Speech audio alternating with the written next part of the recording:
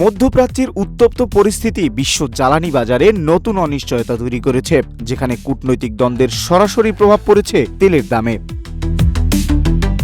যুক্তরাষ্ট্রের সঙ্গে আলোচনার দাবিকে অস্বীকার করতেই তেলের বাজারে সরবরাহ সংখ্যা বৃদ্ধি পায়। তেহরান ডোনাল্ড ট্রাম্পের বক্তব্য নাকচ করলে আন্তর্জাতিক ক্রুডের দাম পুনরায় ঊর্ধ্বমুখী হয়। 24 মার্চ ব্রেন্ট ক্রুডের দাম $101 আর ওয়েস্ট টেক্সাস ইন্টারমিডিয়েটের দাম প্রায় $89 ওঠে।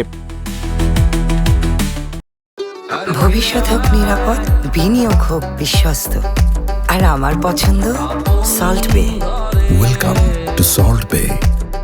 এর আগে ট্রাম্প জানিয়েছিলেন দুই দেশের মধ্যে আলোচনায় অগ্রগতি হচ্ছে এবং উত্তেজনা কমার সম্ভাবনা দেখা দিয়েছে। তিনি সম্ভাব্য হামলাও 5 দিনের জন্য স্থগিত রাখার ঘোষণা দেন। এই ঘোষণার প্রভাবেই 23 মার্চ তেলের দাম প্রায় 10% কমে গিয়েছিল।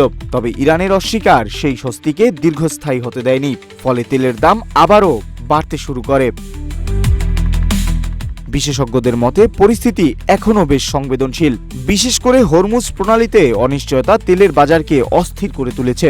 এই নৌপথের মাধ্যমে প্রচুর তেল ও গ্যাস সরবরাহ করা হয়, যা যে কোনো সময় ব্যাহত হতে পারে। একই সময়ে সংঘাতের প্রভাবে গ্যাস ও বিদ্যুৎ সংক্রান্ত অবকাঠামোতে আঘাতের খবর পরিস্থিতিকে আরও জটিল করে তুলেছে। বিশ্লেষকরা সতর্ক করেছেন, উত্তেজনা দীর্ঘস্থায়ী হলে তেলের দাম আরও বাড়তে পারে এবং বৈশ্বিক অর্থনীতিতে তা বড় প্রভাব ফেলবে। নিউজ ডেস্ক, রূপালী বাংলাদেশ।